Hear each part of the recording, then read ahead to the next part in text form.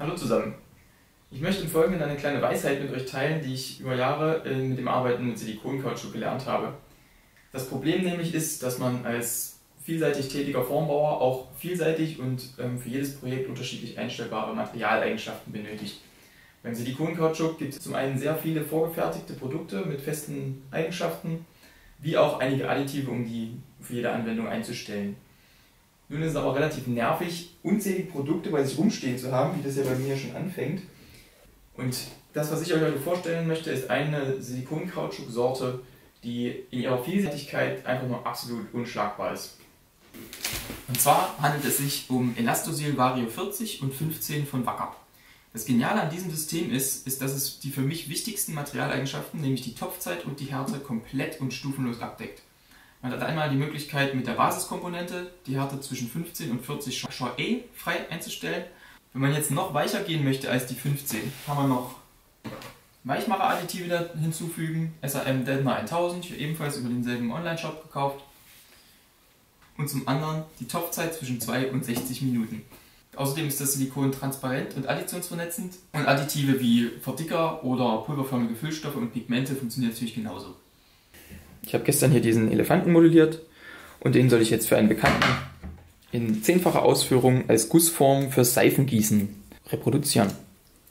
Und mit einem Standardsilikon kann das gerne mal eine Woche dauern, weil man immer über Nacht warten muss, bis der Kautschuk komplett abgebunden hat. Aber ich werde eben mit der besagten Härter-Kombination zum einen eine sehr kurze Topfzeit einstellen, die gerade so reicht, um das Ganze zu verrühren, zu entlüften und hier drauf zu kippen. Und zum anderen werde ich noch die gesamte Apparatur dann bei ungefähr 40 Grad backen und somit die Entformzeit auf ungefähr eine halbe Stunde reduzieren. Mit so einem praktischen Silikonsystem bietet es sich dann natürlich auch an, große Gebinde zu kaufen. Die sind natürlich im Handling relativ schwer, deswegen habe ich mir diesen Luxus hier angeschafft, einen sogenannten Fasskipper. Dazu habe ich mir dann noch den Deckel der Tonne umgebaut, damit ich das hier sehr präzise und ohne rumzusabbern vergießen kann.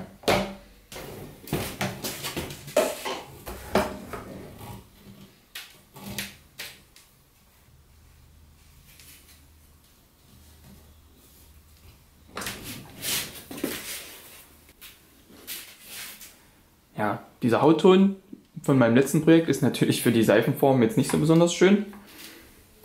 Deswegen haue ich jetzt einfach ein bisschen Blau drauf.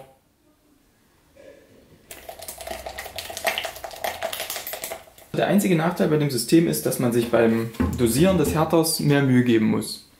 Im Verhältnis 1:10 ist natürlich jede Messungenauigkeit dann um das 10-fache schlimmer. Und wenn man jetzt hier mal 1 oder 2 Gramm, vor allem bei so einer kleinen Menge, zu viel macht, kann es natürlich sein, dass die Härte ein bisschen anders ausfällt, als das eigentlich geplant war. Ich werde jetzt ungefähr 1 Gramm von dem langsamen Härter nehmen und die restlichen 12 Gramm, die ich für diese Menge benötige, von dem schnellen Härter. Und die resultierende Topfzeit liegt ungefähr bei 6 Minuten. Okay.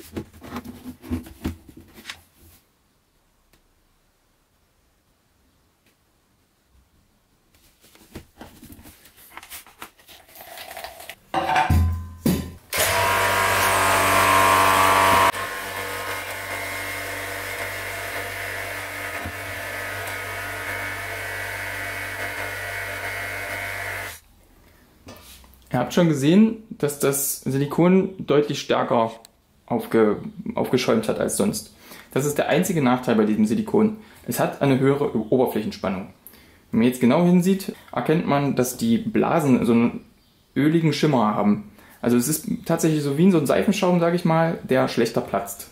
Aber zusammen mit diesem Rütteltrick ist es eigentlich kein Problem, solange man weiß, was auf einen zukommt, wenn man damit arbeitet. Ich werde jetzt auch keine Zeit damit verschwenden, hier irgendwie einen dünnen Strich drüber zu schütten, sondern es wird einfach in einem Schwung da drüber gegossen. Völlig unnötig. Hängt natürlich vom Detailgrad des Modells ab, aber in der Regel ist es nur verschenkte Zeit. Sieht zwar hübsch aus, aber bringt nichts. Vor allem, wenn man schon entgast hat.